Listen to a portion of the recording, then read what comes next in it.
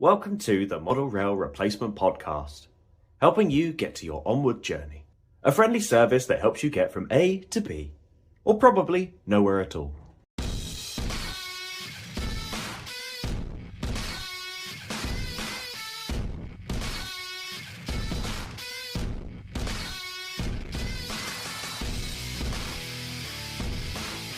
Go on, get out. I told you not to touch it. Out, out. And take your friends too. Honestly, this is not for boomers. Welcome to the Model Rail Replacement Podcast. Normal service has resumed. I'm your host, James, and with me is co-host and producer, Sam. There's what can only be described as dried wine all over the microphones and the headsets. It's on the carpet. He spilt it on the carpet. Look, that'll never come out. To be honest, I'm amazed he actually spilt the wine because usually he doesn't waste any. But I can only assume that they've had too much wine. Too much wine. So yeah, here we are. We're back. We're back from our secret mission, and I suppose you would be a bit of a muppet about it, but we've done it, and Carol's quite happy. So that's our secret mission. Maybe you'll find out more about that in the future. Who knows? But we are back. We're back. We want to thank Steve, Danny, and Neil for covering last week. They did a fantastic job, I thought. And my dad said so too. And previous quotes from my dad about the podcast are, "It's good, but not as good as Charlie." So there you go, lads. That's the seal of approval from my dad. I guess the big question is, did your dad say they were better than us, or on par, or did he gauge it? I don't think I should tell you whilst we're recording, Sam. You've already been upset by several emails from people today. It'll just tip you over the edge. Yeah, that's probably for the best. I think he quite liked the idea of the Boomer spin-off. The irony being that they're not actually Boomers. Just to clarify, no, they're Gen X. The whole episode ago, I was like, I'm sure you're all Gen X. But yeah, no, they did a very, very good job. The feedback that we've had about it has been outstanding. Don't get any ideas, boys. All right. Stay in your lane. All right. This is our town. Stay out of our town. But I've had a very weird few weeks in terms of the hobby. I've had some very good ups, and I've just had some bits that have they're not massive things, but they've just wound me up. And I could easily sit here and sort of try and sweep them under the rug, but I have had some bits where it's just been a little bit. I haven't had any time to come up in the loft and do my own hobby because I've been doing other things. And at the end of the day, some people say, "Oh, yeah, I do it to go and hide from my family." I actually really quite like my family, and I like hanging out with them. So I've been. That's weird because they told me they prefer it when you do go up in the loft. Yeah, I mean, but then they're just saying that. they're just saying that. Yeah, they're just saying that. Yeah, sure. Okay, good, thank you. Yeah, like in terms of like actual hobby on anything, model railways, I've achieved nothing. But come the 22nd of December, it will make a bit more sense as to why I've not done anything. Editing this podcast is great, but it can sometimes what happens is we have a period where actually we're not doing as much because we've pre-recorded X, Y, and Z, and then other weeks you have it where we're currently recording and editing quite a few bits at the moment. That and just sort of trying to find that time to sit down and do it has been a little bit difficult. On a plus side, hobby-wise, it has been a very great few weeks to really know that you and I especially have a very good support group of people who make us laugh, take the mick, but also are there when you need it kind of thing. And like a massive shout out to our like support groups that we have in the model railways, because I think over the last few weeks there's a lot of people out there who could really do with those support groups. And yeah, you're all really good if you've got that one person who you help and they help you and that sort of stuff. So well done, gang. Yeah, that's it. Yeah, it has been a bit of a funny few weeks. I mean, I obviously today I'm recording. I've covered it in a video today. Where obviously you were so busy you couldn't even make a video for that. I'm so sorry. I'm sure everyone just watched it really confused, going, where's Sam? Why is Sam in there? Have they fallen out? I did leave the comment on there hoping to start a secret beef between the two of us. I was like, why didn't you ask me to be in it? I did reply. I just put, "Who are you?" We did also get to put our currently longest running in joke between the two of us in there as well. And so far, no one's really cottoned onto it. So They'd have to really search back through the comments to try and work that one out. I wouldn't even be able to tell you when it started. I can tell you why it started, but I can't remember when it started. Yeah, I can't remember. Yeah. I think it started before we even recorded the first ever episode of the podcast. So must have been when we were internet friends only. Some point. Maybe. Yeah. Yeah, possibly. But yeah, how are But there you? we are. Me? Why? I'm top of the world. But obviously, Pico announced their 50 finalists for the NEC at the end of the month, and Well done, George. We're really proud of you, buddy. yeah, George. Oh no! Oh, did you not hear? No, what happened? Yeah, well, he didn't make it. Oh no. Hmm. And Don't say anything. Don't say anything now. He's in the group now. So okay. Is he? yeah, yeah, he got added the other day. Did no one notice? No, he's really quiet. He doesn't really talk much in there. But no, a massive big congratulations to not only you, but also Tom. Yes, Tom. Well, how come that was expected of Tom. I mean, he was just thinking outside the box there with his tiny little T gauge layout. I mean, technically, he was thinking inside the box because he was the first person to come up with a very, very good transport solution for the Pico 200 diorama build to This is sort true. of Yes, transport it he nicely. has found said box. Because yeah, that's the real challenge of the Pico 200 challenge is getting your layout to Pico.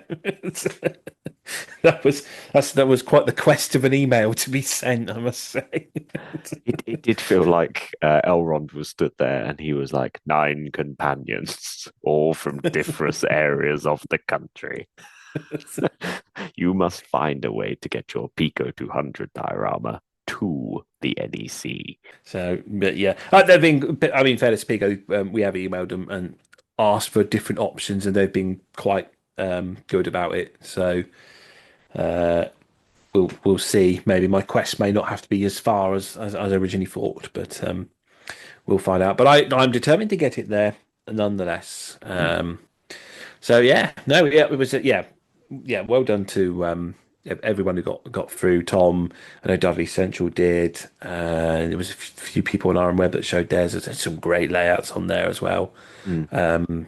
We You do know, obviously have to offer our condolences to the boy because for some reason his didn't make the finalist for the under 16s, and I'm still waiting on confirmation of that because I did email them. I said he didn't actually get an email if it was a yay or an A. oh But okay. they said it looks like it's an A, but I'll double check. But anyone who knows about emailing Pico Rail 200 email address, it's quite the wait for a reply sometimes. So Is it I'm some still poor waiting. I person? was kind of hoping I'd know by tomorrow morning because I will be setting off on my adventure to deliver my layout. So I thought, well, I've got two of them to deliver. It would help to know, but yeah, they didn't think he did. I just can only assume that they just looked at it when his dad made that. But that's why I did the video to prove that he made it.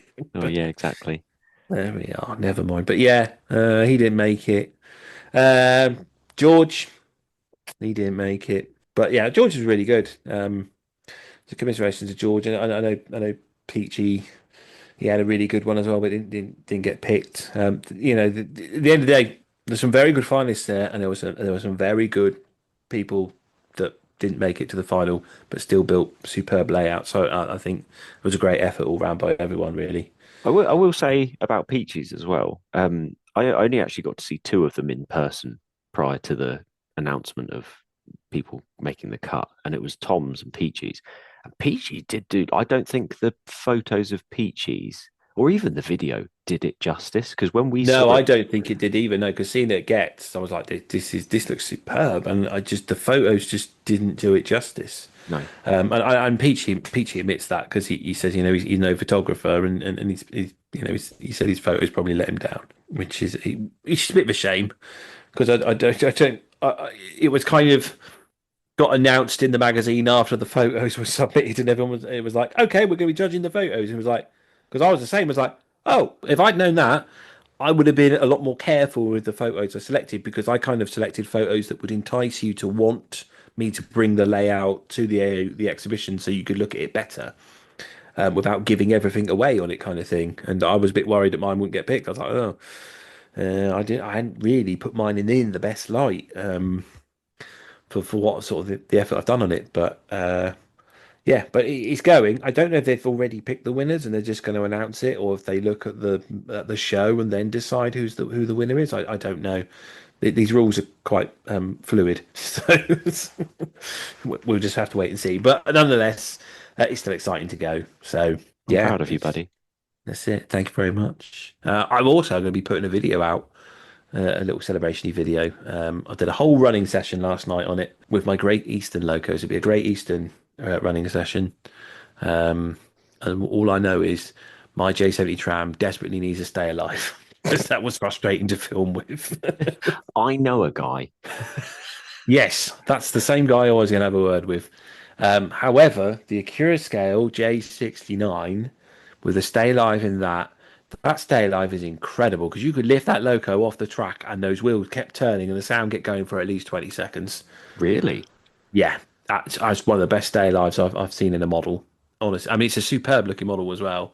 But yeah, I was so impressed with it. And I mean, once the tram had gone off scene, it didn't get invited back on. Then the rest of the video is just the J69 just stealing the show. But yeah, that's to be edited and put out yet. But yeah, I thought I'd do that just as a little celebration of what I've done. Nice. Well done.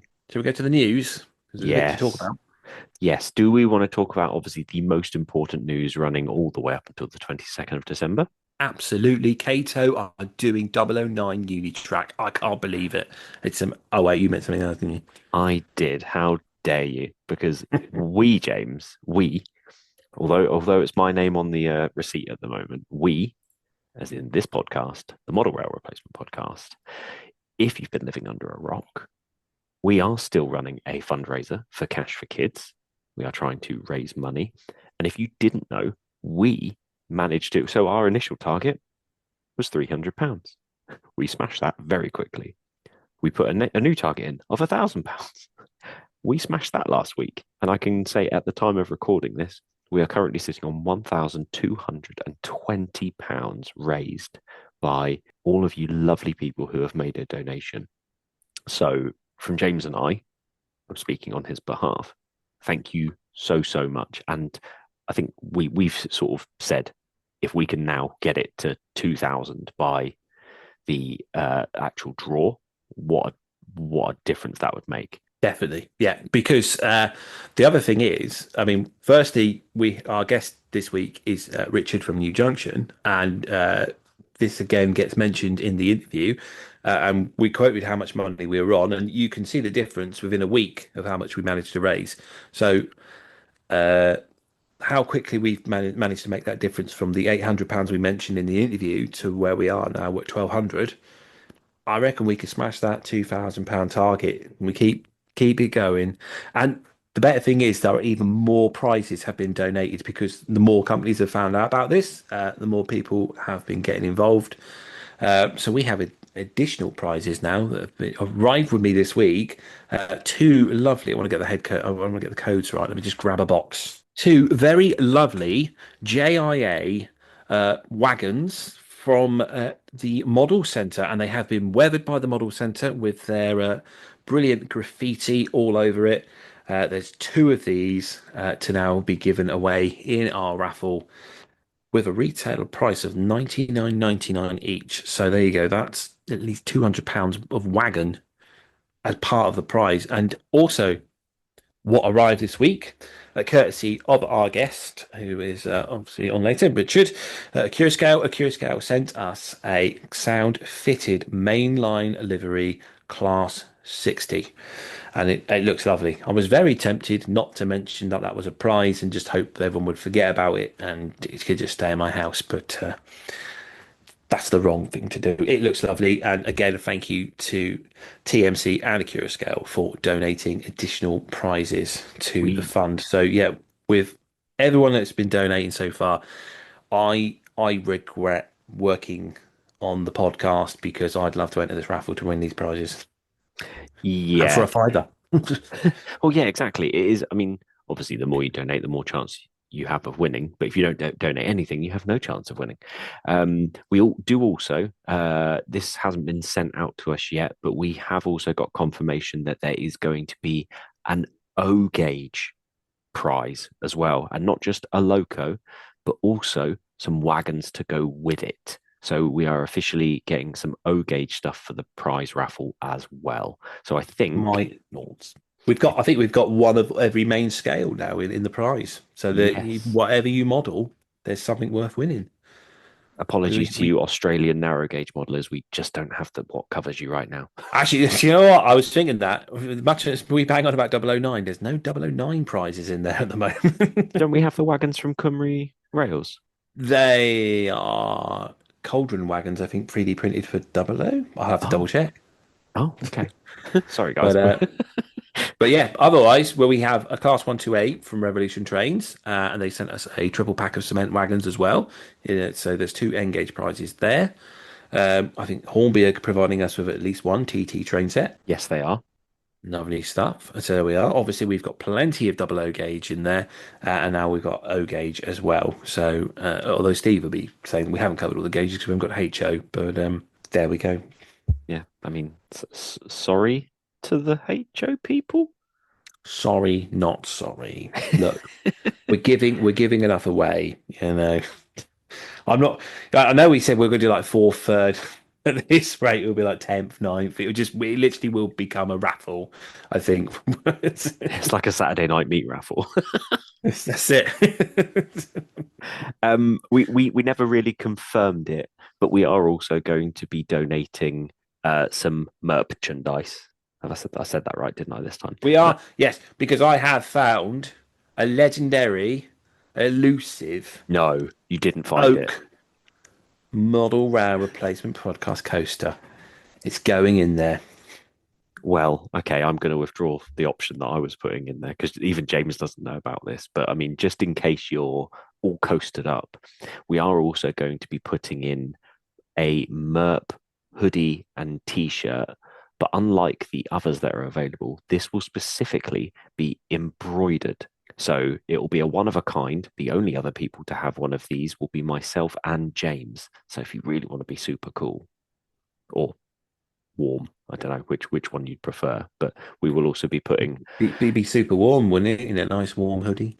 nice warm. But although I guess because the thing is I don't want to order the hoodies and then not know the sizes because obviously we could have somebody who is an extra small, we could have someone who is an extra large. But that is the official MERP edition because James and I couldn't pick any gauges, so we might change a few things here and there. But effectively, that is the as it currently sits. I believe they are the new additions to the prize fund.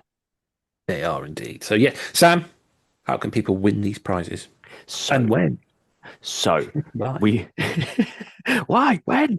So we will be announcing the winners of the raffle on our MERP Christmas episode. Now, here's where we're going to catch you out. It's going to be the winners will be sporadically placed around the episode. So you can't just skip to a part in the episode to find out. They will be hidden in the episode. So if you'd like to find out if you're going to win, that's how you do it because we need those numbers. We need people to actually listen to our Christmas episode.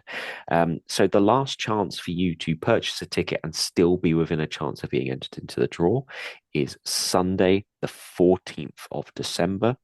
No tickets purchased after Sunday the 14th of December will count. However, if you do still want to donate for a good cause, you can still do that.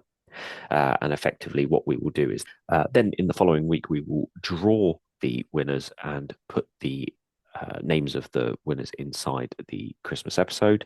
But if you want to know how to do it, if you go on to justgiving.com, that's justgiving.com, and search MERP, MRRP, it will come up with the MERP's fundraiser for Cash for Kids.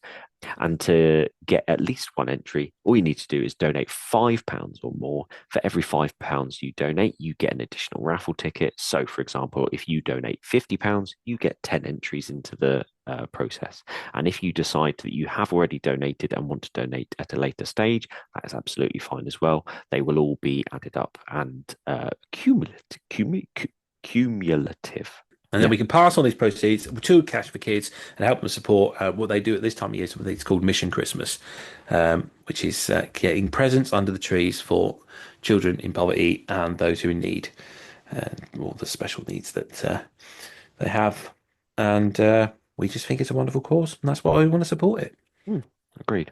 And also spread it. And in fact, tell your friends about it. Tell people that don't even have a model railway about it, because they can put a fiver in, they can help out. And if they win the prizes and they're not interested, they can give the prize to you. Or even better, because I think every tier is going to have a train set in it, they could get into model railways. You could get a friend into model railways. There's so much good that can come of this. So there we are. Right then, news. What should we go with? Well, James, I think we should probably start with Rapido's announcements this week. Yeah, we'll get Rapido out the way. And they have announced some GWR Iron Minks, not quite Minks, and 4-plank open wagons coming into their 2025 range. So they're revisiting one of the most iconic GWR wagons, the Iron Mink, in the new 2025, which will include an interesting array of liveries, further running numbers of previously covered liveries, and even some more newly tooled detail differences. One of the things I didn't really realise was some of the earlier GWR liveries are actually in what they call an Indian red livery. It looks really smart, so I'm looking quite excited about that. So we've got the Iron Minks, and then obviously with them is the GWR 4-plank opens. They are to the GWR diagram 021. These were introduced in 1886. They were some of the most numerous open wagons in the GWR fleet. And they did manage to last for some time. Apparently, GWR had over 18,000 of these on the book, so that is a lot of wagons, plenty to choose from there. And then the not quite Mink range it's based on the GWR, but just a little bit of variation to make it look different. And they've got different liveries coming out, including the likes of Midland Railway, LNWR, and a few private owner liveries, including Guy Fawkes or G Fawkes, and D Fuse is another one. I'd like to see a D Fuse it one. I don't know if they could get away with that one because technically it was from the TV series, but that's always an amusing wagon livery for a gunpowder van. So yeah, that is Rapido's announcements, and then following that, they've just given us updates on various locos and when they should be arriving, and their highly anticipated Evolution coaches. I think Batch 2, we've just missed the deadline date. If you wanted to get some of Batch 2, maybe if you just jump on board really quick, you might be able to order something in off one of the model shops. Looking forward to that. The Port Power Twins, I think, are on the way as well, and I'm looking very much forward to them. So there we go. Other news then. I did already tip on it, but I did see this week that Kato are having 009 Unitrack, which Rails of Sheffield was selling. It looks very exciting. So if you're not really one for using the Pico stuff, I think the Kato is quite recommended, even though it's got that molded ballast shoulder on it. I'd seen bits about this coming, so this looks quite good. It's a whole new range of 009 track by Kato as well. So lots there. But I suppose we should get onto the big one then, Sam. Yeah, we probably should. So this week we had the Bachmann winter announcements. Now, I mean, I'm going to keep it short and sweet. Anybody who knows me knows that there's one thing in here that really caught my eye, and it's probably one of the first times I've had an announcement that's made me really question which livery I would get, and that is the Bachmann or the FE Rail Class 313 or the 314 PEP electric multiple unit. These ran all over the south and north of England because they have variants that come in third rail options or variants that come in the overhead catenary options. But the thing that really caught my eye on this one is they are coming in BR Blue, Network Southeast, but they're also coming in the southern livery, which in the last days of the 313 used to run between Portsmouth and Brighton. So I rode these quite a lot within the last sort of I'm going to say 10 years. That's probably a stretch, but definitely within the last 10 years, I rode them quite a bit. But I think the Network Southeast livery here is the winner for me if I was going to purchase one. And I have a real thing about 3-car units, so maybe this one might creep back onto the exhibition layout. Too big, Sam. It's too big for your layout. I mean, it would look really good coming out of Waterloo, but we just know that's just not going to work right now. Did you have to put third rail on your exhibition layout? Oh God! Oh no! I don't. I mean, it's only a little circle, but maybe I will. I mean, it is. I could probably get away with buying 1 or 2 packs of it and just putting it around the edge. Having just come on, because I saw the comments on that guy on YouTube, and he was not impressed with those tight curves. So you need to up your game on that layout. Yeah, it was quite selfish of me to try and make something that would fit on someone's dining room table as an exhibition layout. Wouldn't to demonstrate your weathering. I know. What were you thinking? Yeah, I think it looks quite cool. Yeah, this 313, quite an iconic looking unit. I think it's something the EMU community sort of been crying out for. And also think it may have been slightly dropped that it was coming last week in last week's episode by someone. Yeah, I mean, I'm not sure if they actually knew. They definitely knew. He definitely knew. I mean, it was oddly specific, wasn't it? Oh, come on, EFE. It's like, who says come on EFE, Danny? People say come on Backman, come on Hornby. No one ever says EFE. Not unless they know something. Or Kerno. Please, Kerno. Yeah. I have to check if he's okay with that going in there. But yeah. I don't want to dob him in if he did actually know. Well, it's too late. He's already done it. He already recorded it and it's on last week's episode. This is all speculation, by the way. There cannot be any assurances that Danny did or did not know. No, I've got it legally covered. Thanks, bud. But yeah, these look. But he definitely did. Yeah, he definitely did. What did you spend more time talking about in the Backman announcements? Oh, it was how Danny was a whistleblower for the 313 rather than the actual Backman announcements. In terms you're probably right. We probably have gone too far now. In terms of the actual announcements, though, that's the only thing that caught my eye. I feel like everything else is a rehash, or it's just a new livery, or it's something that we already sort of knew about, kind of thing. So, and that's not to say that I just something. Backman are making the announcements shorter when they do these, so they've clearly taken on board feedback from really, really knowledgeable people who have said that they need to be shorter and then discuss stuff a little bit more. They did say that at the start of the video, didn't they? To encourage you to watch it all the way through to the end. But yeah, I think everything. Yeah, as you say, everything else has kind of already been announced. Obviously, we got the Class 13 shunters, which me and Tom touched on the other week. We've got some further Class 47s coming in new liveries. I think the one I really probably liked the most was the Res one. Yeah. Always like that Rail Express livery. The Class 150 DMUs, regional exclusive models of the London North Western Railway livery one, is only available from the central regional dealers. So you have to look around if you want to find that one, if you want that one. I think my brother might even been tempted by that one. He was sending me a photo saying I should get it. And I said, we were a bit late, mate, because I now do era 2. So he said, why do you always keep changing? I replied, because I have ADHD. So yeah, you tell him. Work it out by now. Yes, he's clearly got it too. Have you seen his pop figure collection and everything else? you'd know that he's got it as well. The car flat wagons are making a return. Motor rail livery. There's also a yellow rail lease livery there. Press flow wagons are making a return as well in various liveries, including Blue Circle Cement and ICI Bulk Salt. I think Tunnel Cement's the other one. Then, obviously, previously announced, I think this one was quite way back at the Engage International Show, the GW Hall and Modified Hall, coming in there with at least 4 examples in the various liveries from Great Western all the way through to Brunswick BR Green. A nice one announced for anyone who's a fan of Southern Steam. The SECRC class makes a return in Engage, including liveries of SECR.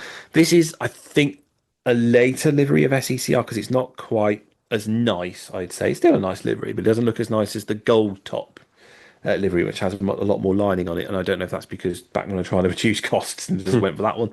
That one's a little bit like cost effective. Because originally, when I saw the email, I thought it was OO, and I was so annoyed because I really, really want the gold top livery because I can't find it.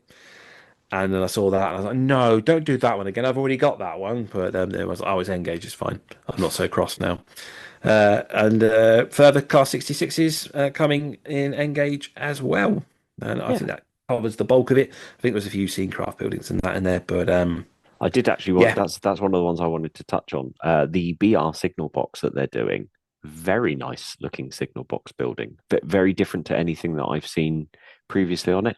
I'm not sure about the price because when you think that it is just a signal box, it is the RRP is £85, which considering you can buy the entire diesel depot building for 100, if you know where to look, then it felt a little bit skill with, but it's a very nice building. The little signal box. It is actually. That's quite nice. But that looks. I think they said it's eastern region. It looks Potter's Bar to me. Something that's kind of what it looks like to me. But yeah, maybe I think of a different one. It looks familiar though, but it looks very nice. I mean, it's no Swindon panel, obviously, but that thing's massive. I couldn't imagine how much that would cost. They made a replica size of Swindon panel in Scene Craft because I made one from scratch and it's pretty big.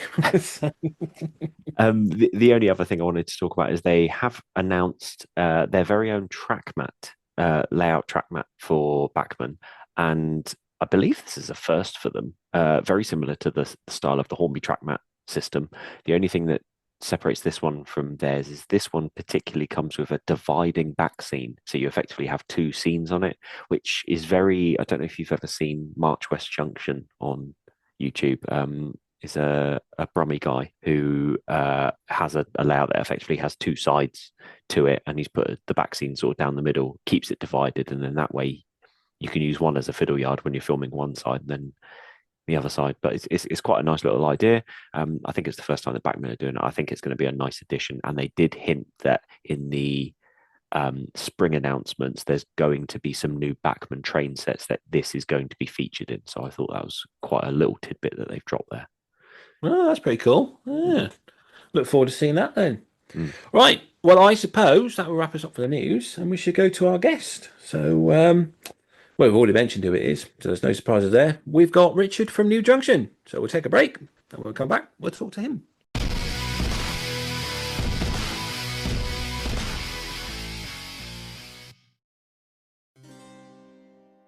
Wilson? Wilson! Yes, sir? Is everything set for His Majesty's arrival? Yes, sir.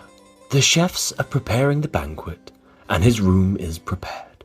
And the model room as per his request? Yes, sir. The models are all out on display.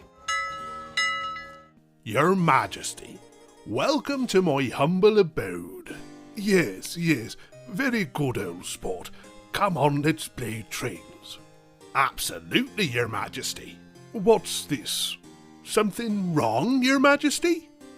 These locos, they're so clean, so fresh, like they're straight out of the box. All cleaned up for your arrival. Oh no, my dear boy, you know what I want.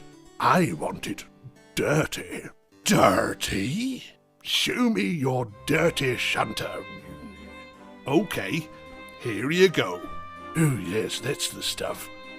Who made this filth? It was Emperor's Path, Your Majesty. I think I'll have to make a royal appointment myself, and still have some change to buy my new helicopter. You can get your models weathered by Emperor's Path using just the airbrush for a light dusting, or alternatively, oil paints and airbrush to add that extra depth. Contact Emperor's Path on Instagram at emperors_path, or alternatively, emperorspathcontact@gmail.com. Emperor's Path? I'm the only emperor around here.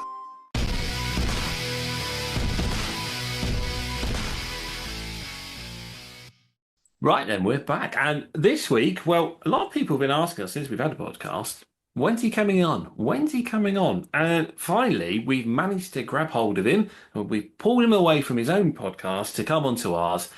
We have Richard from New Junction. Good evening, Richard. How are you? Hello and good evening.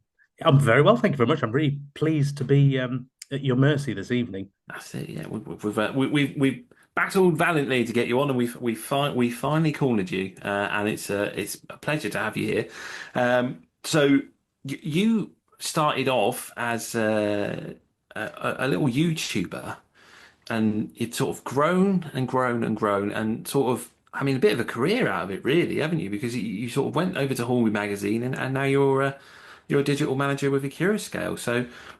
I mean, in your own words, how did you get there?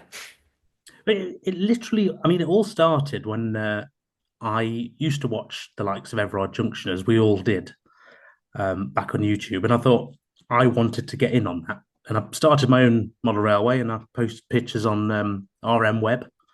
And then from that, I was getting so many sort of questions. I thought it was easier just to do a quick sort of 2-minute video walk round in the loft.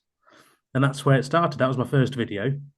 And then I got so many sort of comments off the back of that and things like that. It just grew and grew and grew. And then wind the clock forward a few years. And I ended up working with Hallway magazine as their associate editor for a few years. And then, like you say, now a Scale. So it was definitely a career change, that's for sure, from a hobby. I mean, did you see it going that way at any point, or were you just like, I just want to put YouTube videos up on my layout and didn't expect any more of it? I suppose originally I wasn't doing it for a career option, as it were. It was just a hobby, but I could definitely see there was a growing gap in the market. I mean, at the time, I mean, you look around now. There's lots of YouTube channels. We're really spoilt by all the sort of content you can get, but back then there wasn't that many. I think it was just right time and right place for me. Basically, they didn't have any other option. No, I think you're right, because I remember I found you through RM Web. I think I was following your feed on there, and it was exactly that, as a case of you just put some videos up, and I was like, oh, I'll click on your YouTube link, because I think you're right. Around that time, I think Everard Junction was the most I'd watched on there, but it was quite difficult to really find anything else. You probably like find a minute or two of someone having a little running session, but nothing major. And then you also sort of stood out with that as another sort of integrated channel where you could watch the build. And so yeah, I've been following you for years, watching it, but it's quite. I mean, I think it's quite impressive, sort of how you started there and where you are now. But the rest of us just have to stick to our boring jobs, I suppose. But It's a bit surreal playing trains for a living. Got to pinch myself sometimes. That's it. I mean, that is it's kind of like the fairy tale story, isn't it? for a railway modeler. Start off with a YouTube channel and ending up and working for a manufacturer. I was going to say, in fairness, you play with trains as well for a living, except you can't crash yours. Well, yes, this is true. Yes, I don't want to crash mine. You have a meeting without biscuits if you do that. Yeah, there'll be. I don't really want to go stand in a dock, so that's the part of the job I'd quite happily get through to retirement and not do. Yeah, I mean, I've always enjoyed watching your layout build. Your one in your loft, I thought it was great. It sort of how it started, and because it was like yours was also interesting because you didn't have a station at first. So it was. I mean, obviously that's where the name New Junction come from, isn't it? Where the fact it was just based around this junction being laid, and then it was sort of expanded from there. And I think sort of some of the ideas you've come out with, I think have definitely been pinched over time, like adding preserved railway.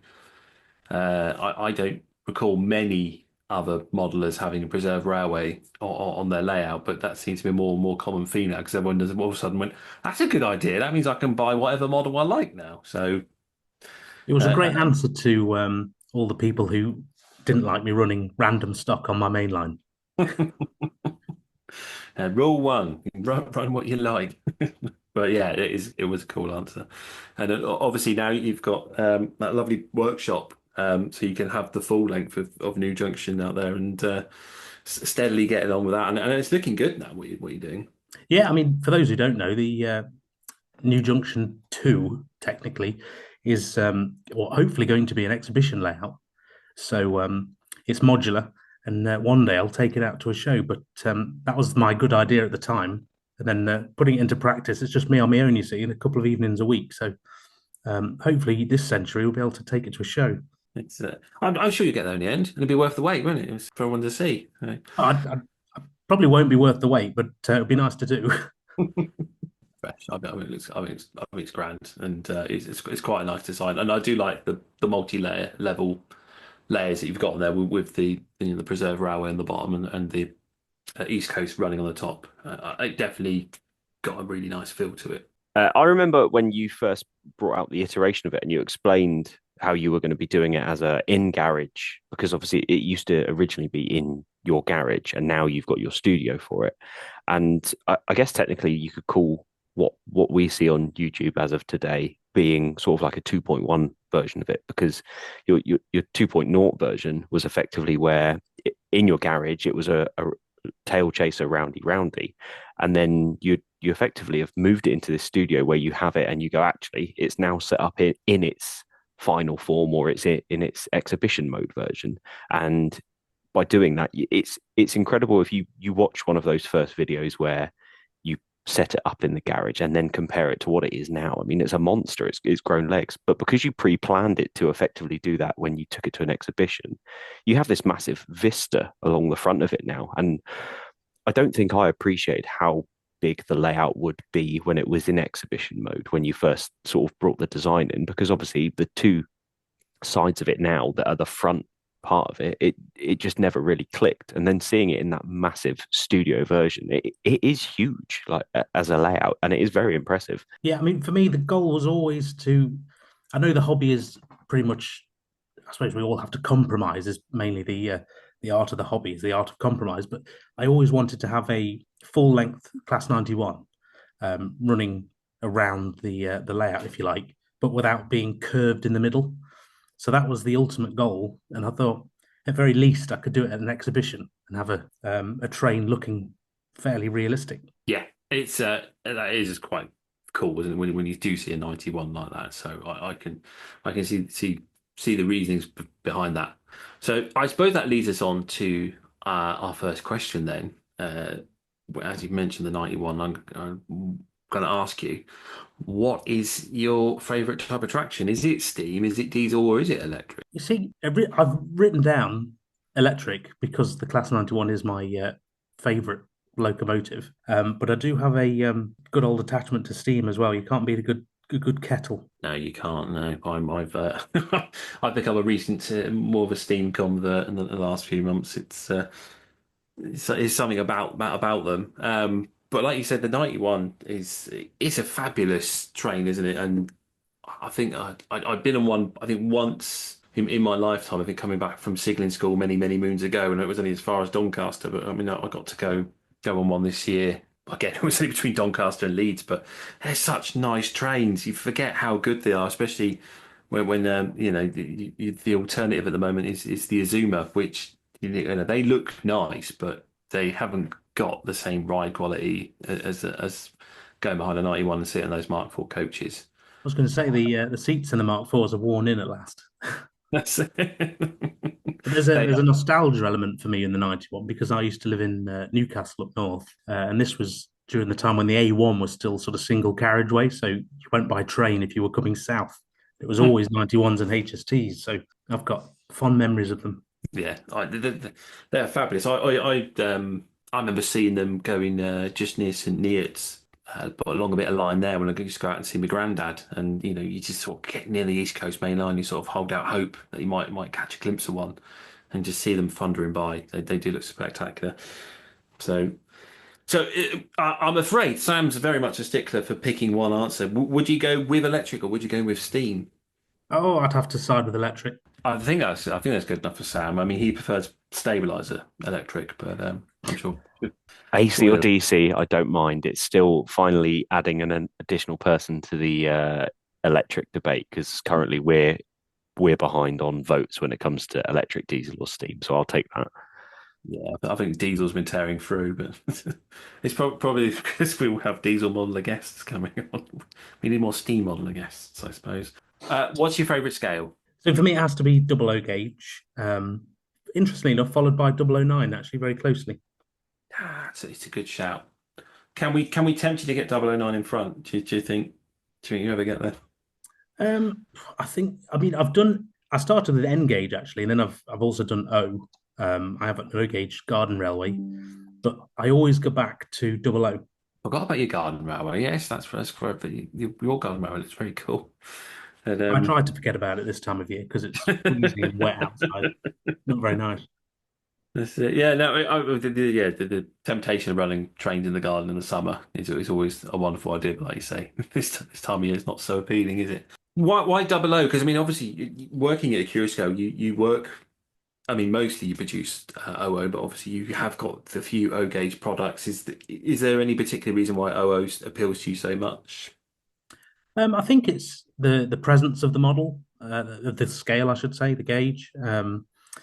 I think it's just the right size, the right amount of details on a model. It's the right size for my fat fingers to model in, and I think they've got the technology aspect as well that some of the other gauges either don't have, and of course it's not as expensive as just so it just fits for me. Yeah, that's very true. Unless, of course, it's those. I don't know if you've seen the price of those Hunslet Clark Hunslet locos. I can't remember the name of them though. The little industrial 060s. I think. I mean, I think you shop at Tony's a lot, don't you? Mm, And he's got them at just under £100 at the moment. So he was yeah. trying to tempt me with one. So, I mean, this is another topic altogether, but I found that with O gauge, you can get the locos. I mean, even things like O8s, really affordable compared to even double O. But it's when you start adding the stock behind them, which is always the killer for me. Yeah, no, I think you hit the nail on the head there, haven't you? Sort of. I was exactly the same. You know those 1400 GWR tank engines that I think rails were just. I think probably picked up a load of old Hatton stock and were just throwing out of the warehouse about £125 a loco. I was like, yeah, I'll have one of them. I picked that up, and exactly the same. You start looking at the rolling stock to go with it. Oh, it wasn't such a bargain after all. So yeah, I can see your reasoning behind that. And yeah, I think okay, just definitely as you say, it's got a lot. There's so much in there, isn't there? And it's always the appeal that if you want to model it, you can probably model it in OO. But I want to talk about the 009. Like I think I heard you mention this before. Is there a narrow gauge project in the pipeline or? Well, funny enough, I've actually had two, or been involved with two 009 gauge layouts so far with Hormone Magazine when I was there, because we would build layouts for the sort of trade stands and for video projects and stuff. And yeah, we did one called Fairly Good Idea, which was basically a sort of loose figure of eight. And I really enjoyed that. Really enjoyed going to the Festiniog and seeing all the real life prototypes, and of course Batman with its 009 gauge range. I thought it was incredible. It really was a range to build a layout for. Just captured the imagination like 00 did for me previously. So yeah, I really enjoyed that. Yeah, no, I remember that project. I liked watching that one, obviously, because I won't like narrow gauge. But it was a great time then. Obviously, with the double fairly arriving, obviously the Baldwin had just come before the Quarry Hunslet. It's just a shame Bachmann has sort of slowed down a little bit with producing locos. It would be nice to see something else come along from there. But yeah, We need a Garrett. yes, I heard rumor about that. But yeah, Garrett would be very cool. I don't think it'll fit on mine. I have trouble with getting the Baldwin in the shed as it is, so getting the Garrett in there might be trouble. But you'll still get one. Yeah, probably. I buy most things, to be honest. Just ask Tony. Cool. Right, we'll move on to what is your favourite loco you own? I think that's got to be my Hornby Class 91, probably followed by my 800 by Hornby as well, actually, just because it's very East Coast mainline centric for reasons of the answer of previous question. That makes sense. Yeah, I think the 91 is a lovely model, isn't it? It's obviously a shame for the for Cavalex who were looking at into producing their own, but when Hornby obviously announced and brought that out for something that was, being cried out for by East Coast modelers. I think it was great, and it's a really, stunning model that they got there, especially when the last one I think was tooled in 1990. Yeah, It's long time ago. okay. But yeah, and the same with the IETs. I think they look great. I don't think the GWR livery suits them that well, or maybe it's just because I just get bored of seeing the same same colour in my area. But like the trans Pennine livery on it, I think it looks fantastic. They're It's good. oddly very colourful, particularly if you catch it right between the sort of Lumo and the Hulls trains liveries, and you can have quite the rainbow of units going past you. Yeah, I suppose you do. Yeah, I suppose yeah. On the East Coast, you do have that, don't you? You've got the trans Pennine, and it's just had a Lumo and the Zoomer. There's something really smart about that white and red. So that's so.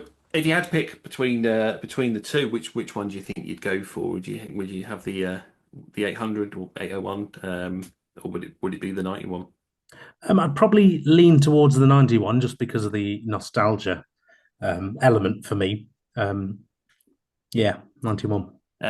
Any particular livery? Because obviously you model sort of modern day, you sort of right up to date, don't you? But Yeah, is so current is what I current. like to say, but the current can be quite a stretch when I'm in Tony's trains.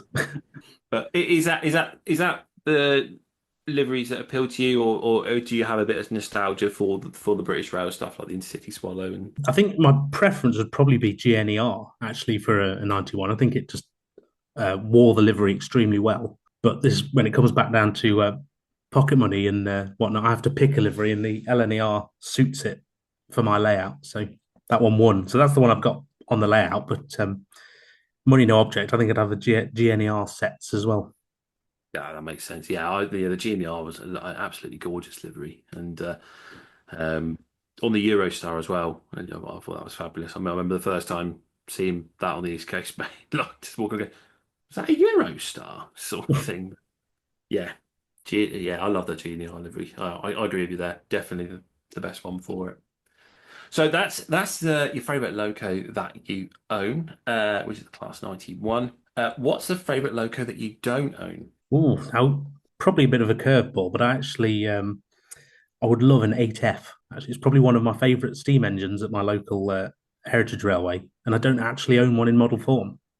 I swear you had a Hornby one. But, oh wow, I have okay. a sickly habit for friends of mine of actually borrowing their stock and sort Ah, of that's what I'd trying think. not to give it back. But yeah, so I've borrowed one for years, and then actually only just had to give it back actually. But I don't own one, but fingers crossed, there's a new one coming. So Yes, yeah. The back one looks very nice.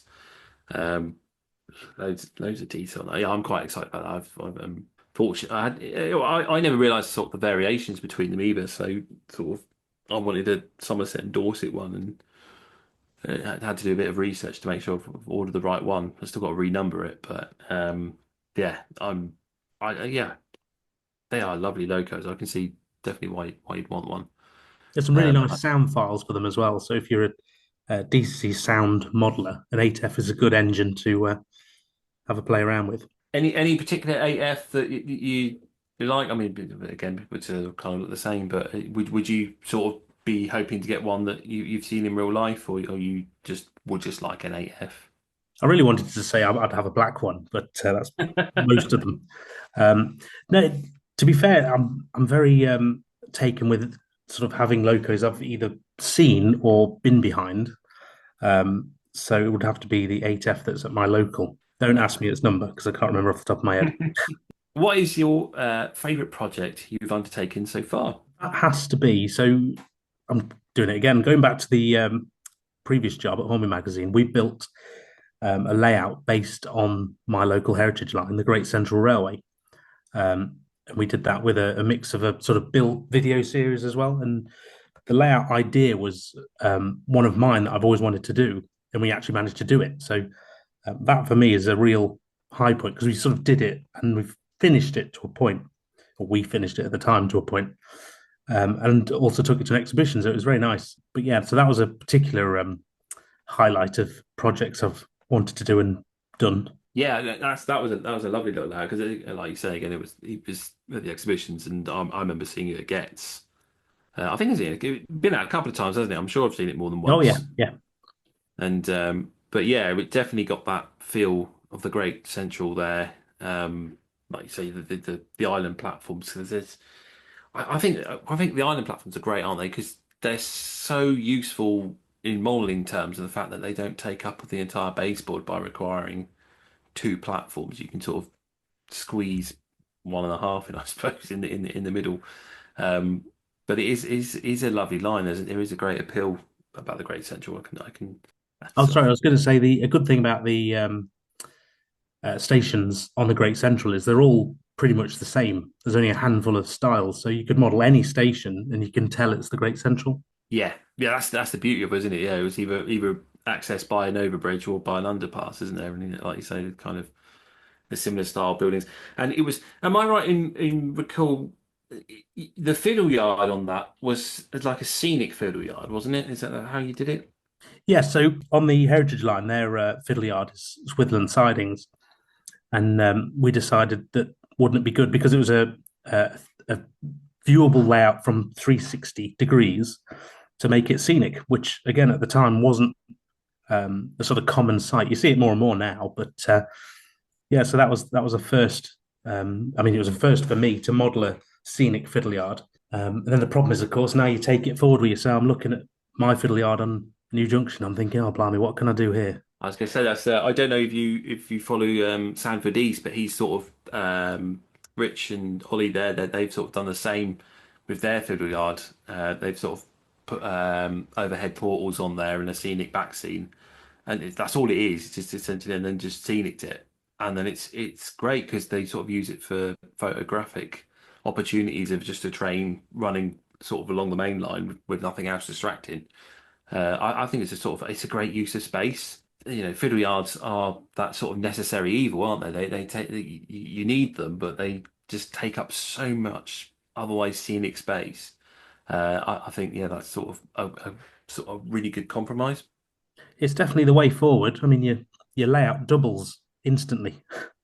So that's cool. So is there anything on New Junction that you're particularly proud of? Because I remember again going back to New Junction Mark One, like you're working on that station when you decided to put the station on there. I always thought that was quite impressive, sort of the canopy roof that you were building for it and all that. Is there anything on either project that sort of stands out to you?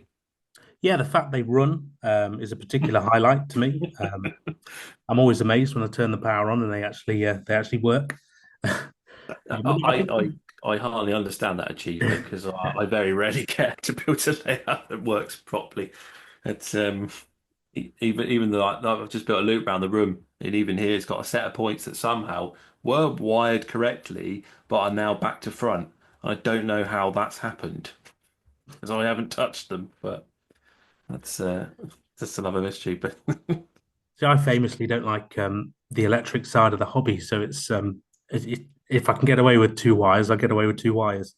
yeah, I think I'm of the same opinion. I like the scenic side of it, but I never get that far because you've got to get through all the woodwork and, as you say, the electrics part first. But I think for me the take home would be the fact that we mentioned it earlier, with the fact that it was designed to live in a double garage, and both sides of the circle were the scenic sides, Hmm. and then for it to fold out, so the scenic sides became one side of a bigger layout, if that's easy to picture.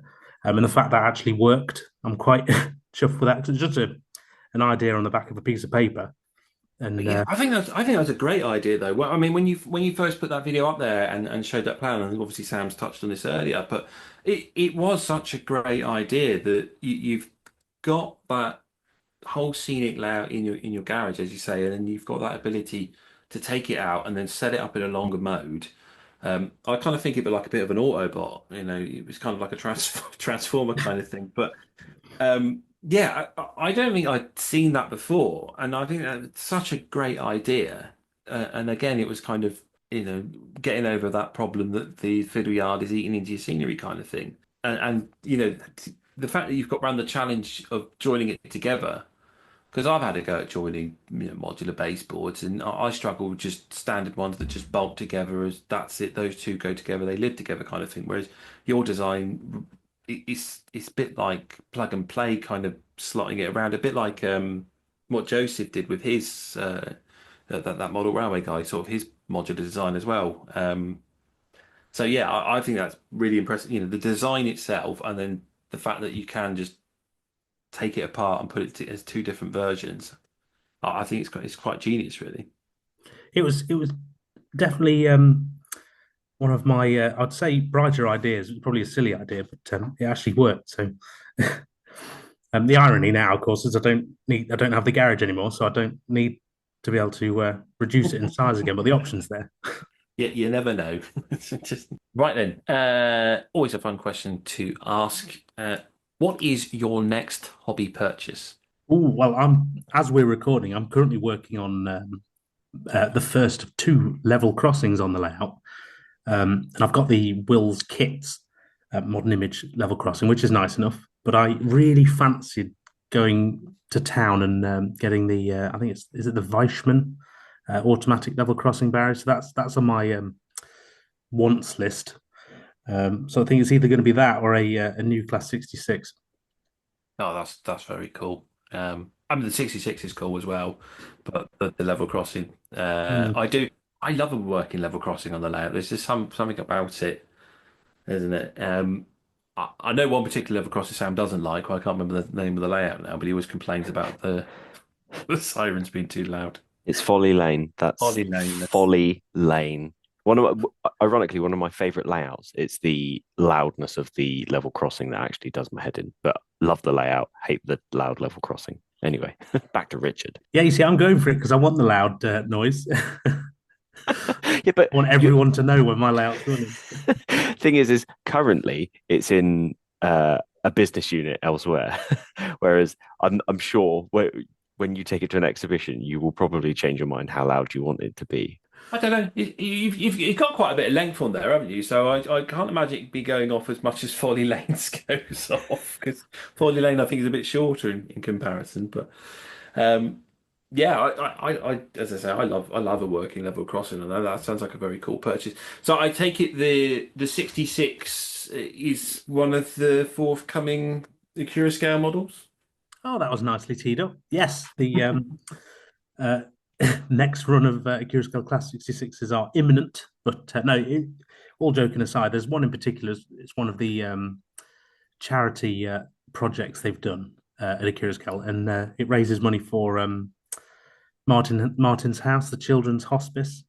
And that's been a project I've liked working on. So to actually get the loco, which I've also cabbed as well, is going to be cool. nice. Because for me, obviously, working behind the scenes, I've sort of known about it for a couple of years now. So my punishment is I have to know about these things and sit patiently.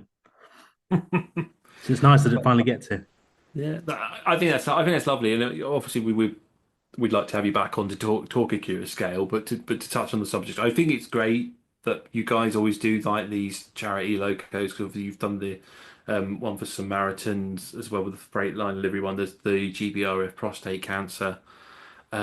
I think it's fantastic, and obviously this one's another brilliant charity that you do. So yeah, and the fact that you've capped it, I can see why you're excited to get that one. So what we need is cash for kids to get a livery on a loco. That would be grand. That would be brilliant. That's which coincidentally, this is it's very strange, Richard, but that's the charity we're trying to raise for as well.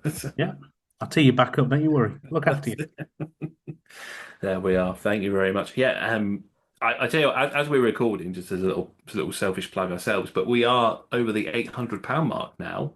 So thank you to everyone who's been donating. I think this episode is probably going to be out in 2 weeks' time.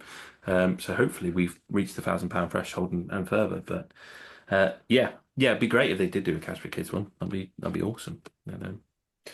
If any loco companies are listening out there, fancy repainting one of their locos. Yeah, you say that the likes of GBRF and whatnot, they're always up for a charity. That'd be cool. Very cool. Yeah, I do like the fact that GBR paint lots of their 66s in different colours. It's nice to go out and spot them. Or maybe those 99s all look a little bit to blue and orange at the moment. They could do with a couple of variations in liveries. It's good for manufacturers as well, right? Because obviously you can sell more models that way. Yeah, that's it. Although the irony, you don't make as much on a charity logo, but So cool. So next hobby purchase, either the level crossing or the class 66. Looking forward to seeing both on your layout. As I say, yeah, I the half barrier one sounds very, very cool. I'm in that exciting research phase where you're sort of looking at other people's layouts who've got it and seeing what products they've used and combinations of electrics and things.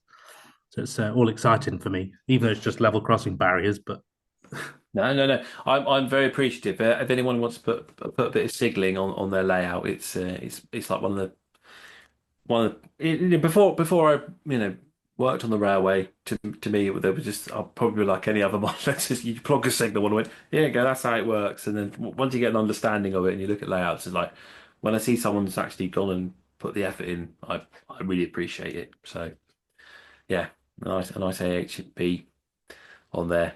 Makes me happy anyway. What is your favourite part of the hobby? So it's obviously not electronics. We've touched on that. What is your favourite part? for me, I think it's the fact that you can be as creative as your own imagination allows you to be. There are no limits to what you can do in the hobby if you can imagine it or picture it. And for me, I think that's probably a big appeal. So if you, for example, wanted to do any sort of scene or era in any gauge, you can if you so wish. It's just a nice sort of freeing element in life, which is often quite restrictive. Yeah, no, I like that. That's yeah, I think that's a good shout. It is, isn't it? It's that whole world building creating, isn't it? And for some it's nostalgia, some it's sort of historical accuracy. Yeah, I think you're right. Yeah, it's sort of limit your imagination, or in my case, space. Yeah. Have lots of. I don't know about you. I have lots of ideas. It's just where do you put the ideas is the problem. I think that's half the fun though, because often in life we're sort of restricted by more and more things. But with this hobby, because you're sort of making something, you can literally do what you want if you can make it happen. So that just brings an excitement, I find, anyway. Yeah, no, yeah. That's it. Yeah, I think. Yeah, I think you didn't hit the nail on the head there. I don't think any subject is out of bounds. There's always a way around it, because it's kind of.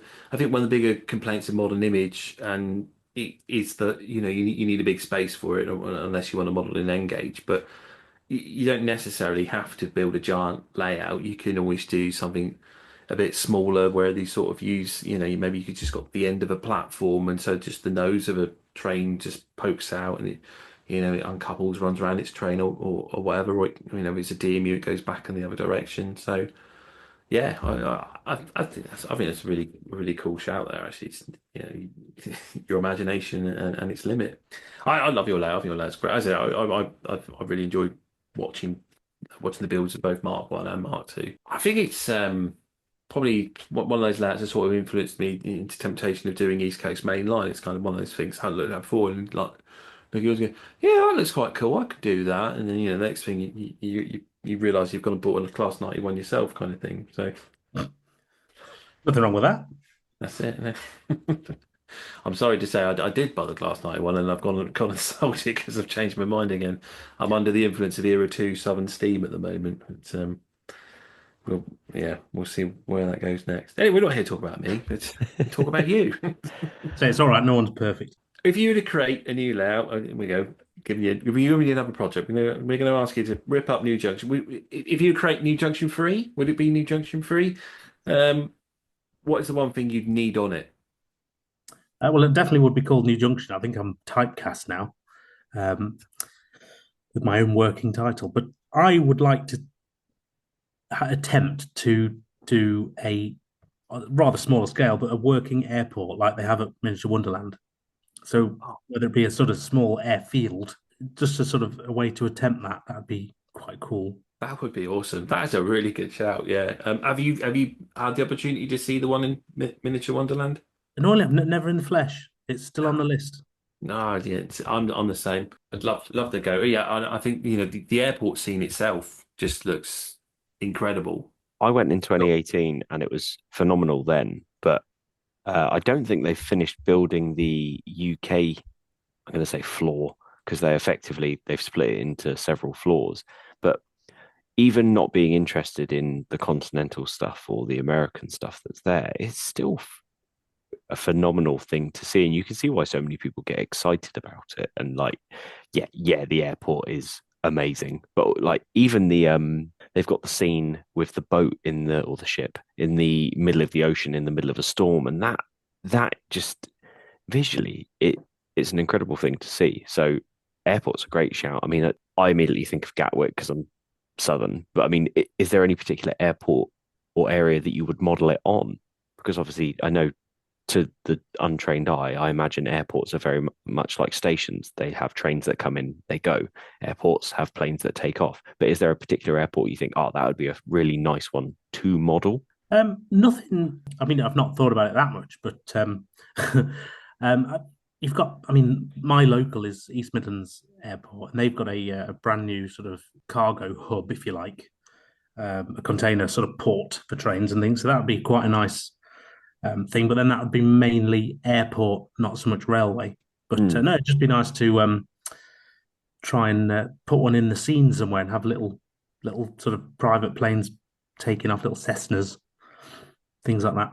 I think that'd be a really fun idea to do. Yeah, no, I think that's a great idea. I love it. It's it's just that added extra element of animation to a layout. It's sort of one up from the working car system, I suppose, isn't it? And obviously, I think the best working car system is obviously Everard Junction using I can't think of the name of it. Magna Rail. Magna Rail, that's it, isn't it? I mean, that's such a great idea to use it for that, and it runs so well because like the Fallop road system's great, but the cars to me, I don't know about you, but they always feel like they're just going a little bit too fast. They start and stop a bit too quickly as well. Yeah, and drivers keep headbutting the steering wheel kind of thing, don't they, when they brake? But yeah, the Magna Rail, I think obviously Richard over at Everard, he really sort of got it just right there. But it's that the airport. That sounds like a cool idea. Sort of just the light aircraft coming in and out, and yeah, I look forward to seeing it. I did scrap Mark 2. I want to see Mark 3 now. I just You could have fun if it was an exhibition layout and just sort of launch an aircraft into the crowd. I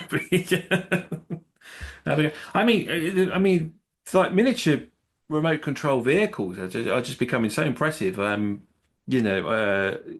at Eric French's layout with all the cars that he had on there, uh, running around was, I think I watched the cars more than I did the trains on that layout. But we must be getting to a point where we'd be able to have little miniature OO scale planes that could actually fly. That'd be superb.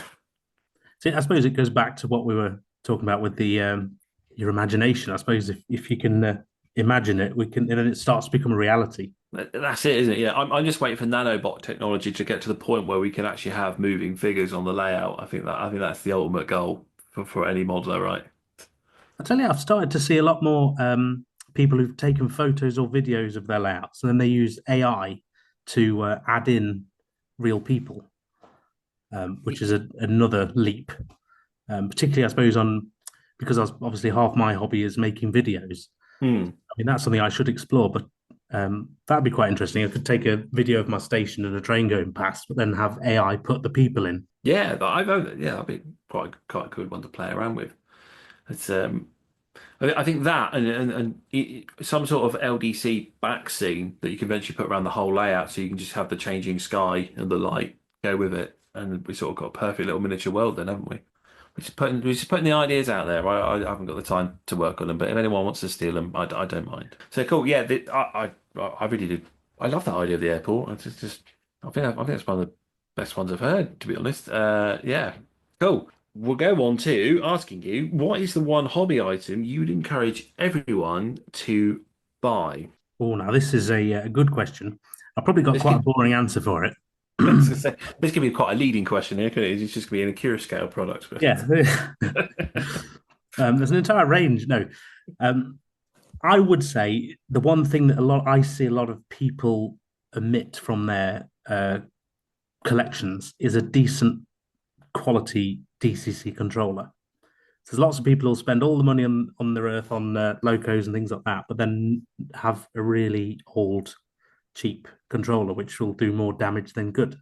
Yeah, I think that's a good call actually. I've recently bought an NCE power cab after being recommended by Sam and Steve, and because I'd for ages had the very old Digitrax controller, and I'm pretty certain that blew up at least one chip on one of my locos. It was just sort of it wasn't bad, but it's quite worn out. And previously I tried the Bachmann Dynamis and I couldn't get on with that either, and it was I mean, something like that one's on infrared, and as soon as you turn your back because it can't read the infrared, it then just shut the trains off. It was infuriating. So, yeah, I think that's a good shout. What do you use on New Junction? So I currently use a Gauge Master Prodigy. I I keep meaning to take my own advice to upgrade to something by ESU, an ECOS or something, because I mean ESU do all the electrics for most companies these days. Hmm. Um, so it makes sense that their controllers would be the recommended one. But it's easy to say that when you're not the one having to buy them. That's it. Is it? I think that's the most daunting thing of the DCC controller is the fact that if you want a good one, you're going to have to, save up your pocket money kind of thing. But it's then making the right choice and not buying the wrong one, and then sort of knowing that you are making the right choice. I mean, I don't know about you, but I sort of felt a bit daunted by that prospect because it's like it's going, I've already got stung by the Bachmann one. Um, I don't really want to fork out a load of money and then find I've got another controller that isn't suitable for me. Yeah, it's often the way. I mean, especially as locos, not just Akira scale ones, but I mean, new locos will be several hundreds of pounds, and then you get people who have a sort of second-hand 15 quid controller, putting all the watts under the sun into these things, and it's a real risk.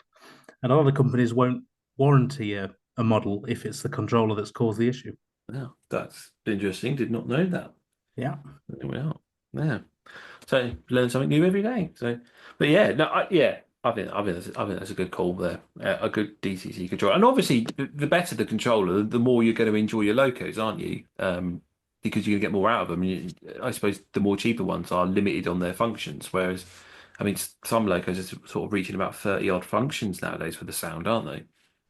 Yeah, and I think we're going up to the next level of chip, which basically just means there's even more functions coming, and the possibilities are really high. So I think things will get exciting in the future because it means models can have suddenly got slots to be able to add in more functionality.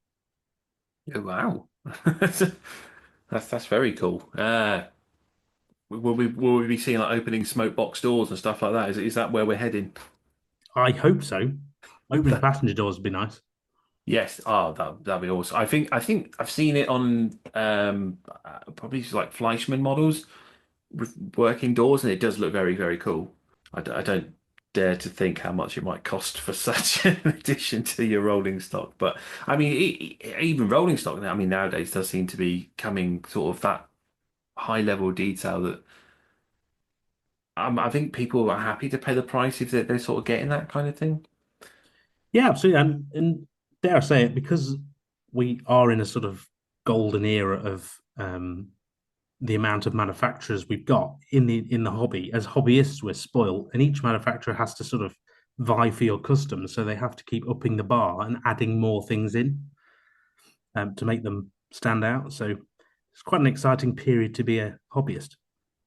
Yes, it is. Not so much for the bank account, but for the dopamine hit. It's a great age to be in. Yeah, a great shout there. A decent DCC controller. Right. We'll come on to this question. Obviously, you do a lot of exhibitions, but from a point of view of promoting a Curious Scale, and you've done it before, working for Hornby with the various shows that Hornby magazine attend and the ones they hold. And then obviously, I've seen you at Gaydon before. You do get to go out and about on your own some every now and again. Is there a particular exhibition that sticks in your mind as one you really like, one of your favourites? Oh yes, I mean, like you say, I've been very lucky in the job because I get free tickets to a lot of them. But for me, as a hobbyist, I think Model Rail Scotland is probably one of my all-round favourites, and the main reason for that is because it's so far away from me in the East Midlands. What I tend to do is go up on the train on the East Coast uh, to Edinburgh and then across to Glasgow. Have a couple of days. I mean, it's a 3 day show as well, so you'd have a couple of days doing all things trains, and then you come back down on the West Coast main line, and it's a nice little, well, quite a big railway break. So for the hobbyist in me, it really ticks a lot of boxes, and it's a friendly show. The people up there are always great, so it's nice. Absolutely. I think I'm sure someone else told me. I can't remember. My memory's terrible. I've heard the someone else. I'm sure someone did. Sam will correct me. I'm sure who said Model Rail Scotland. It looks like a great show. But yeah, definitely one you got of living this far south from there. You've got a plan to. And I do like your way of getting there and getting back. It is That's Tom, by the way. It is our good friend Tom. He said Model Rail Scotland is one of the best shows that he's ever done as a not a punter, as a business. Tom doesn't ring a bell. No. Tall chap pretends to be me a lot of the time. Oh, that's him. I know you mean. Sounds Yeah, amazing. but yeah, that's. I think it's one. Would you say it's one that everyone should do at least once? Oh, absolutely. I mean, particularly for those of us sort of down in the southern parts of the UK, it's a real pilgrimage. I mean, it might be different if you live up in Scotland. You might want to come down to. Sorry, I've been interrupted. Someone's coming to my door. No worries. Can you Please hear go my on, dog sir. going nuts? We can. That's Lulu for you, the famous Ah. layout dog. We've got Lulu on the show as well. Oh, Yeah. Provided Zoom doesn't remove her from the microphone. I would have dressed smarter if I knew Luna was coming. I see that now. The real star. So yeah, would you say that's a show everyone should try and visit at least once in a lifetime? Yes, definitely, especially if you're in the southern parts of the UK. But it's a really nice trip up. Glasgow's a lovely city as well, full of character and lots of things to see. And the venue's surrounded by a couple of museums as well. So it's a really nice trip up. You can make a dirty weekend of it if you want to. That sounds fantastic. Yeah, so definitely worth going for the whole weekend. I take it. Oh, absolutely. Yeah. It's a long show as well. So the opening hours are longer than most. So you really sort of get in the zone of all things trains. Oh, that's cool. Yeah, I like that. Yep. And you know what? I'll put it on the list. I'll definitely have to do it at some point. So, along with the favourite exhibition, then we'd like to ask your favourite layout, and it doesn't have to be an exhibition layout. It can be something you've seen on YouTube, something you've seen in a magazine. Is there one that sticks in your mind? So I was thinking about this. I've seen a lot of excellent layouts, particularly with my role with Hornby magazine, because I used to have to go and photograph them. But I think for me, the standout is the original Everard Junction layout, purely because not only did he get me started in the hobby with that layout, but the style of video is right up my street. And even now, I can go back and sit and watch hours of this content of an evening. It's great. So that's my standout. Yeah, I think it's a good shout. It was. I miss that layout. I know you can obviously go back on YouTube and watch it, and his new. I mean, his new layout looks great. Obviously, he's been. I mean, his house looks great. I'd that the video he did a couple of months ago, which was showing the work he done there. I mean, I was expecting a train video, but I'm quite into home renovations as well, so it's quite entertaining to see. But yeah, I think you hit the nail on the head with that. I think Everard Junction, it's a bit of a nostalgia layer as well, isn't it? Because like you say, we said on earlier, he's sort of one of the original YouTube channels that's out there, sort of doing this, and yeah, there's something quite nostalgic about it now, thinking about and looking back at that layout. some of the stuff he done on it as well, like he used to use the helix and the station build, and then adding that sort of peninsula for the depot in the middle. There was some great ideas on there. Did you actually get to see the layout in the flesh? Yeah, absolutely. I was lucky enough to go and visit, and remember he came to visit New Junction as well a couple of times, but it's not quite as impressive the other way around. But no, it was as good in the flesh as you'd think. But well, it's just Everard Junction, isn't it? Got half the people in the hobby currently. You did manage to run some of your LNER stock round on the Everard Junction. I can't remember if you did it on the original or the current guise of it before it moves into the new house, but you definitely So ran some of your stock on it, right? Too. yes, that was on the current guys. Oh, Or okay. and the thing that always the take home for me was always that it's actually much lower to the ground. It's like 18 inches off the floor or something. So he could have more room. And I was that stuck with me as quite a really clever idea to sort of again to sort of get round the compromise factor, so he could have the layout size he wanted without giving up on the layout. Obviously, he can stomp around and pretend he's a giant as well, couldn't he? Yeah, we did played Godzilla. Yeah, I know. I remember him doing that. Was putting it quite low. I always thought you're going to struggle to get your head under there to work on the point motors if they ever cause you problems. But I don't think he did. He ever does he have point motors? Yeah, oh yeah, yeah. I couldn't remember if that was something he sort of went. I've done this and I'm going to put them in later. But yeah, I think Everard Junction is it's one of those layouts. I think most people enjoy, even if you don't model that era. Like you say, his video style is definitely uh, interesting and easy to follow, and there's some great tips in there and ideas and sort of methods of modeling. And again, he sort of comes up with these innovative things that I haven't seen before, like we said, the Magna Rail. I think the cricut machine to make his flats. Um, so yeah, no, totally understandable. That'd be your favorite layout. He did it before it was cool. That's it. I tried. I was too nervous. I think I attempted it back in my old house to doing a YouTube video, and I sat down and pointed the camera at me. I did one line. And I was like, "Nah, I know I sound stupid. I'm not doing this." So, so, yeah, he did it. He was one of the first, and yeah, it's quite daunting really when you first do it. I think people have sort of come a bit more accustomed to it and now a bit more easier to it. But yeah, sort of back then, to actually present something like that as well. Um, I think he did it really well. I think he sort of helped encourage this sort of wave of YouTubers, which I don't know about you, but I feel it's a really nice family of YouTubers. Everyone seems to get on and support each other's channel, and I think it's sort of really nice that we've sort of built up a community that way. It's kind of like a model club, isn't it? Yeah, sort of a digital one. But as you say, it's really nice to be a part of, and I think especially now there's so much more experience in and around YouTube and being online and whatnot. It's nice to be able to fall back on other people and see what their experiences have been as well. Yeah, yeah, oh, yeah, definitely. I don't know about you, but I've learned so much from watching other channels. In particular, George Williamson gets harassed off me a lot because I'll ask him lots of questions about various locos he's built because I'm trying to do the same.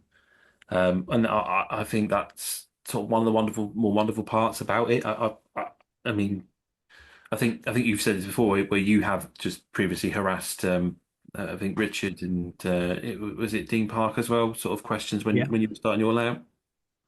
Oh yeah, constantly. And I think as well, one thing I quite like is even though you get the celebrity buzzword thrown around, we're all still real people, so everyone's still accessible. So you can usually message the person you're watching and get an answer to your question. It's very nice, really. Yeah, yeah, definitely.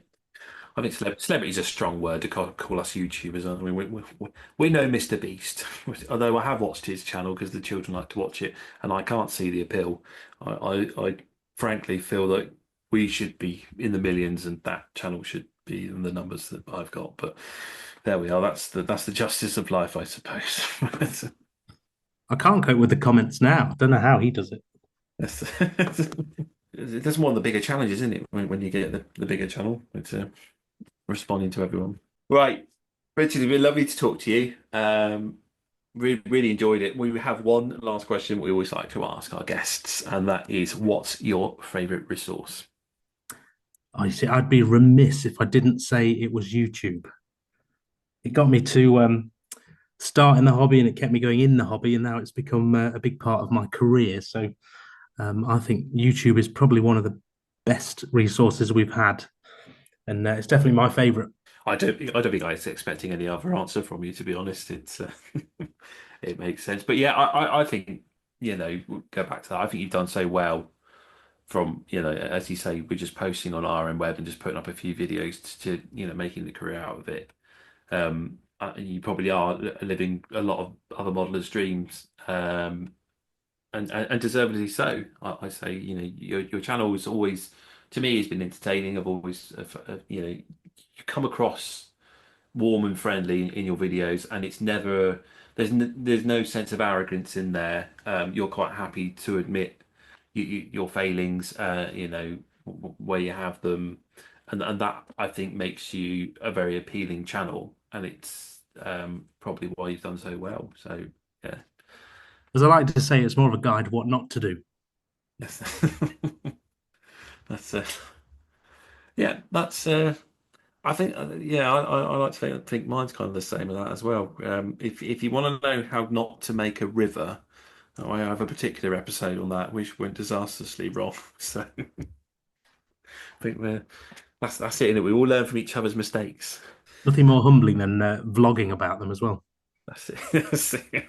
I just like, I don't know about you. I just like to laugh at myself. It's just, there's no point getting upset about it. Well, once it's done, it's done. And I still think it's amusing, the the whole trying to heat up some resin in a pan, holding it with a pair of pliers because I lost the handle to it on a camping stove in the garage, and then trying to pour it on, and then the pliers failing, and the whole thing just going everywhere. It was a lesson learnt there. So To be fair, that makes good videos. that's it. I wasn't recording it. That was the most annoying thing. I Oh, wasn't recording it. It's there's only one more thing that annoys me more that wasn't recorded, and that's the time when Sam built his little demo layout for showing off his weathering, and because I suggested to him not to record, don't record it because he didn't have enough time, and then it turned out he couldn't get it out of the loft because it was too big. I knew you were going to bring that up. As I say, Richard, it's been lovely talking to you. It's been lovely asking you questions about New Junction, getting to know you, and how you got to where you are today. And so, thank you very much for coming on the show. absolute pleasure. Thank you for having me both. No problem. And hopefully, we should get you back again to talk all things Secure Scale in the future. Reveal all the secrets. That's it. Yeah. Ben revealed one from Revolution, so to beat him, you have to reveal two. That's all I'm saying. Deal. Awesome stuff. Thank you very much, Richard. We'll catch up with you soon. Right, we're going to take a short break. When we come back, we'll do the exhibition diary.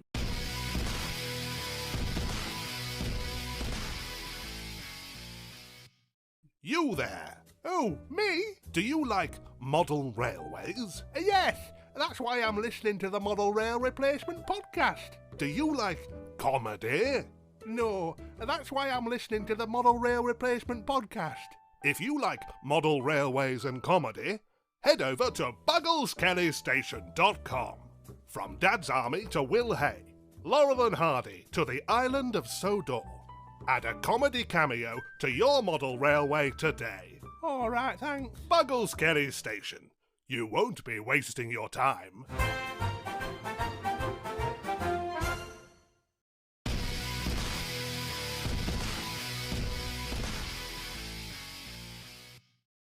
Right then, we're back.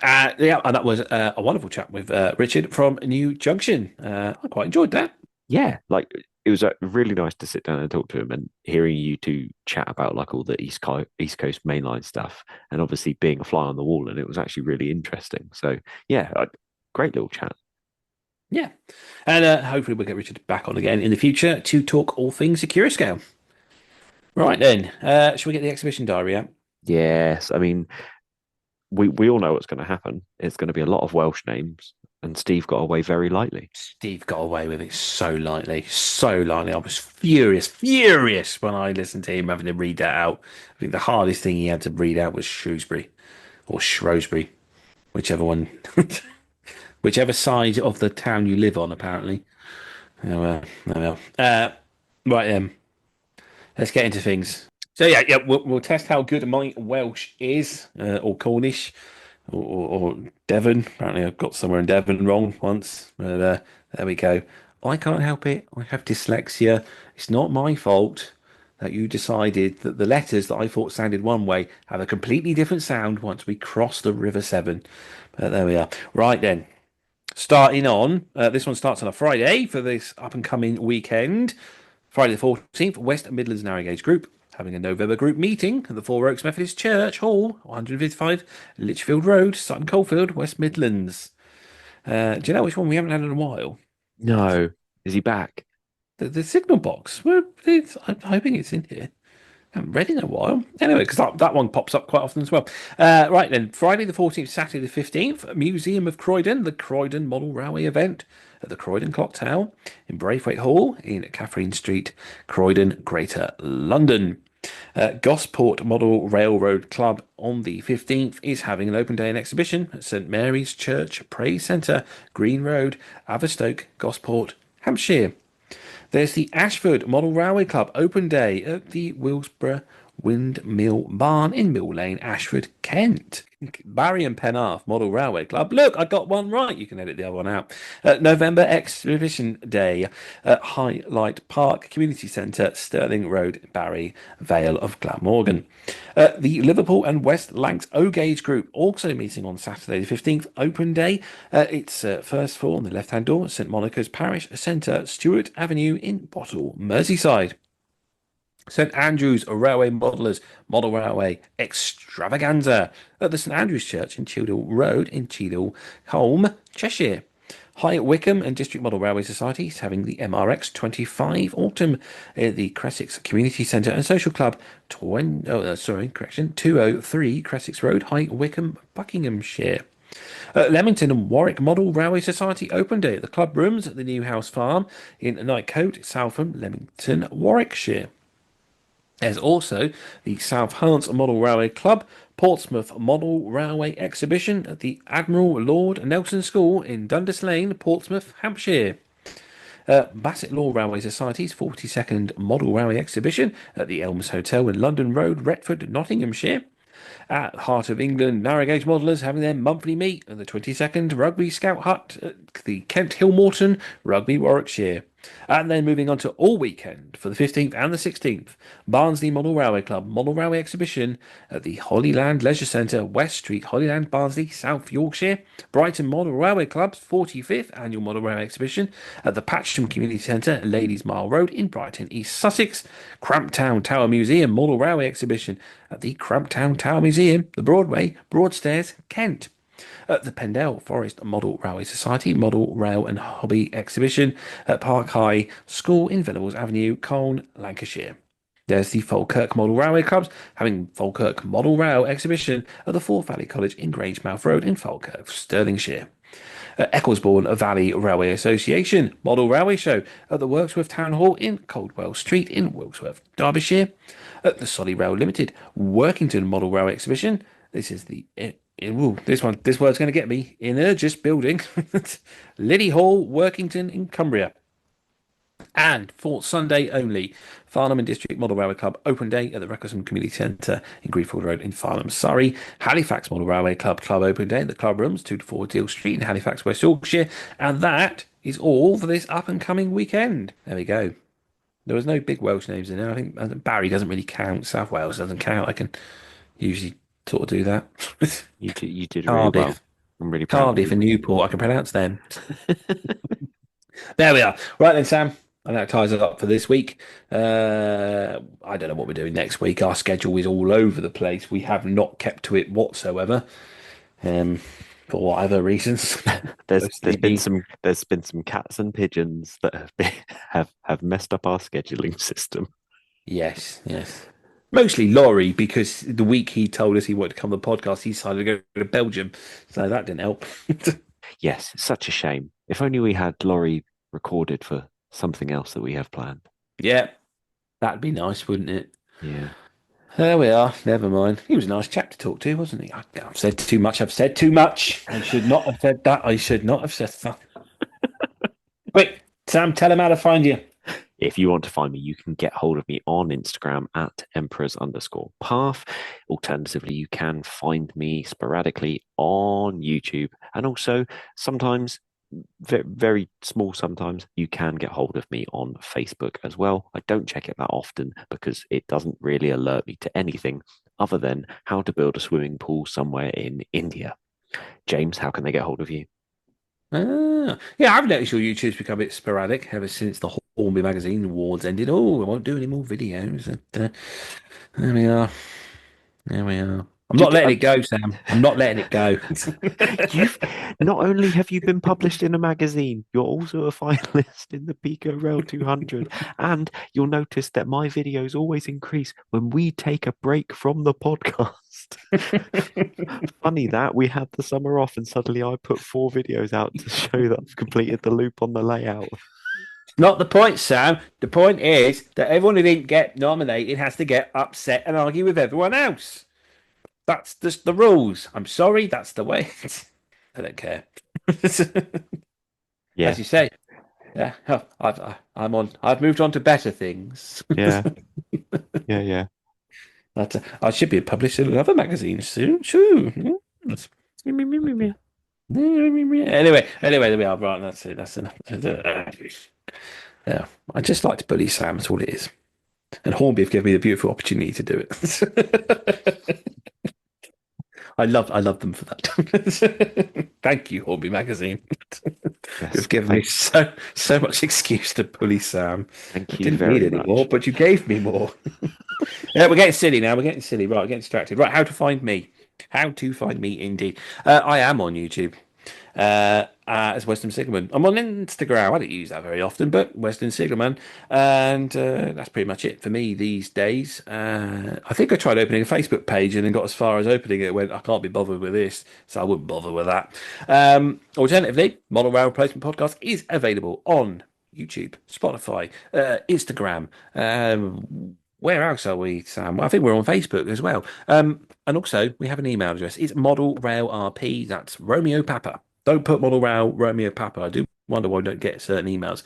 Outlook.com. Actually, that does remind me, we did get an email off someone who wanted us to talk about their locomotive on the South Devon Railway. They're trying to do a fundraiser for it. If I just quickly get the email. It's this was sent from Owen. He says to us, he's a member of the Worcester Locomotive Society who owns several railway vehicles based on the South Devon Railway. They're currently fundraising for £10,000 for the overhaul of their locomotive Kitson number 5474 Carnarvon. See, you got me with one of those names. Built in 1934, the Society aims to get the locomotive finished in time for its 100th birthday. The boiler is being overhauled at Wilton on the West Somerset Railway, and the frames at Leaky Finders near Brixham. He's given a link. This is on Just Giving, and it's a big long link. I think if you just go into Just Giving, I think if you just search Kitston steam locomotive on Just Giving, you should be able to find it that way and help them get to their target, which is currently on £320. So it's a long way to go. So, yeah, if you feel like helping restore a locomotive, there you go. There's an opportunity there. Right then. Glad I remember that because I did promise that we'd mention it.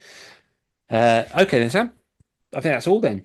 I suppose I just sign us off with hopefully we've been entertaining, informative, and have replaced your model railway, if just for a little bit. I've been James, and with me has been Sam. Thanks for listening. This service terminates here. Please ensure you take all of your personal belongings with you.